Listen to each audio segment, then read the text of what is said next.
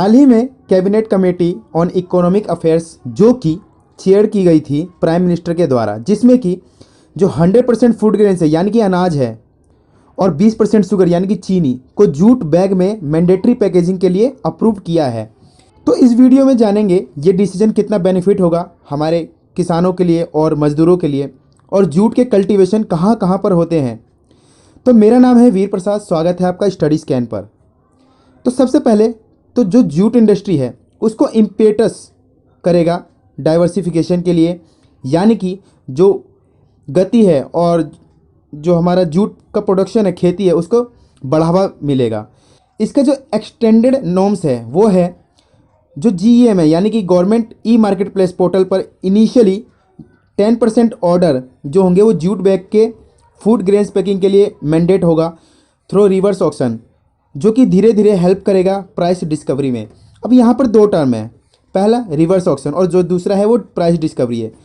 तो जो reverse auction होता है उसमें क्या होता है, सेलर्स compete करता है to obtain business from buyer, जिससे कि प्राइस कम होने लगता है, क्योंकि यहाँ पर जो अलग अलग सेलर्स होते हैं वो एक दूसरे से कम प्राइस रखते हैं ताकि जो बिजनेस ज़्यादा मिले। ठीक है, ये होता है रिवर्स ऑक्शन। तो इस पोर्टल पर भी रिवर्स ऑक्शन रखा जाएगा। और जो दूसरा टर्म है वो है प्राइस डिस्कवरी। अब ये क्या होता है, ये एक प्रोसेस होता है जिसमें कि किसी भी असेट का यानी कि वस्तु का या मार्केट में प्राइस क्या होगा जब बहुत सारे खरीदार और बेचने वाले एक दूसरे से इंटरेक्ट होते हैं, तो इससे पता चलता है प्राइस डिस्कवरी उसकी क्या होगी, जो एक्चुअल वैल्यू है। बात करें स्टैट्यूटरी प्रोविजन की, तो जो गवर्नमेंट ने एक्सपांड किया है scope of mandatory packaging norms under the jute packaging materials compulsory use in packing communities, जिसको कि JPM एक्ट भी कहते हैं, जिसमें कि गवर्नमेंट को ज़रूरत है to consider and provide for the compulsory use of jute packaging materials in the supply and distribution of certain commodities. इसमें क्या है, गवर्नमेंट को ज़रूरत है कि वो प्रोवाइड करे, कंपलसरी करे उसको जूट पैकेजिंग मटेरियल को किसी भी सप्लाई के लिए। जो जूट इंडस्ट्री है वो बहुत ही ज़्यादा डिपेंडेंट है गवर्नमेंट सेक्टर जो कि जूट बैग्स को परचेज करती है।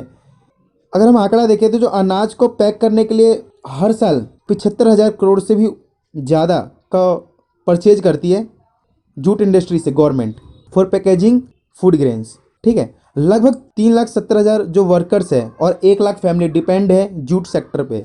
इसलिए गवर्नमेंट कंटिन्यूस एफर्ट लगा रही है ताकि जूट सेक्टर जो है उसको डेवलपमेंट किया जा सके और उसको बढ़ावा दिया जा सके, जैसे कि increasing quality and productivity of raw jute, diversification jute sector, जो जूट सेक्टर उसका डाइवर्सिफिकेशन करना। ठीक है, boosting and sustaining demand for jute products. अब इसके बेनिफिट्स क्या क्या है, जो किसान और वर्कर है जो कि ईस्टर्न, किसको मिलेगा बेनिफिट्स, किसान और वर्कर जो कि ईस्टर्न और नॉर्थ ईस्टर्न रीजन में रहते हैं, खासकर वो स्टेट जैसे कि पश्चिम बंगाल, बिहार, उड़ीसा, असम, आंध्र प्रदेश, मेघालय और त्रिपुरा।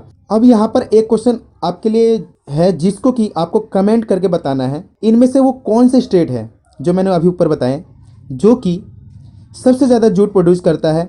इसका आंसर मैं वीडियो के एंड में दूंगा। ठीक है, लेकिन आप यहाँ पे कमेंट कर सकते हैं। अब देखो गवर्नमेंट ने क्या क्या इनिशिएटिव लिया है जूट इंडस्ट्री को प्रमोट करने के लिए। तो जो पहला इनिशिएटिव है वो है जो जूट कल्टीवेशन को इम्प्रूव करना, जैसे कि line sowing using seed drills.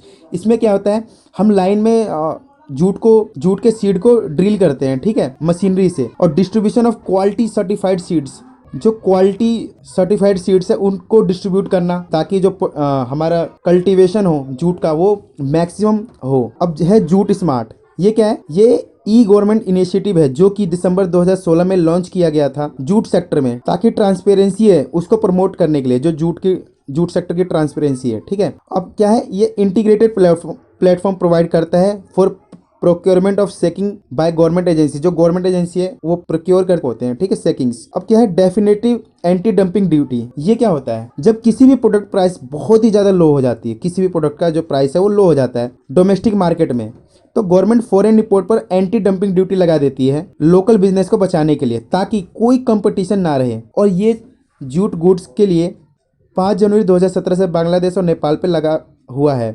और जो तीसरा है इनिशिएटिव वो है incentive scheme for acquisition of plants and machinery, जो कि 2013 में लॉन्च हुआ था, जिसका एम था जो एग्जिस्टिंग जूट मिल्स है, जो पहले से मिल्स है, उसको मॉडर्नाइज करना और टेक्नोलॉजी से अपग्रेड कराना। जो फोर्थ है वो है collaboration between the national jute board and the national institute of design. ये कोलेब्रेशन है नेशनल जूट बोर्ड के और नेशनल इंस्टीट्यूट ऑफ डिज़ाइन। और जो पांचवा है वो है जूट को मिनिमम सपोर्ट प्राइस यानी कि एमएसपी में इंक्लूड करना, ताकि जितने भी किसान हैं उनको एक मिनिमम सपोर्ट प्राइस मिल सके। अब मैं आपको जूट के खेती के बारे में बताता हूँ। जो इसका क्लाइमेट टेम्परेचर होना चाहिए वो 25 से 30 डिग्री सेल्सियस होना चाहिए। रेनफॉल लगभग 150 से 250 सेंटीमीटर। जो सोइल टाइप है यानी कि मिट्टी वो वेल ट्रेंड एलुवियल सोइल होनी चाहिए, जो कि नदी की सोइल होती है, ठीक है, ट्रांसपोर्ट होती है नदी के थ्रू। जो टॉप जूट प्रोड्यूसिंग स्टेट है वो है वेस्ट बंगाल।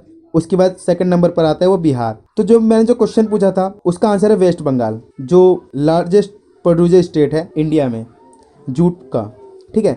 अब जूट खेती जो है वो ज़्यादातर ईस्टर्न इंडिया में होती है, क्योंकि जो गंगा ब्रह्मपुत्र डेल्टा है उसमें एलुवियल जो सॉइल प्रेजेंट होते हैं उसमें क्या रिच अमाउंट में एलुवियल सॉइल प्रेजेंट होते हैं। और जो वर्ल्ड की लार्जेस्ट जूट प्रोड्यूसिंग कंट्रीज है वो है इंडिया, बांग्लादेश, चाइना और थाईलैंड, जिसमें कि इंडिया जो है वो वर्ल्ड लार्जेस्ट प्रोड्यूसर है रो जूट का है 50%, और जो जूट गुड्स है वो है 40% जो ग्लोबली प्रोड्यूस होता है, ठीक है।